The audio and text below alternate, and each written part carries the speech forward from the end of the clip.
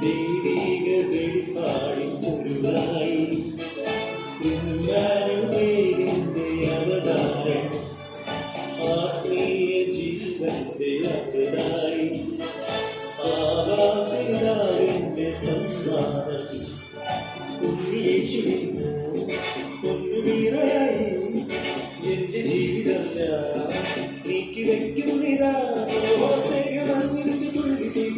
ഇവരുടെ മണിയിൽ നനയുക സുഖകരമാനന്ദ മകതാരിൽ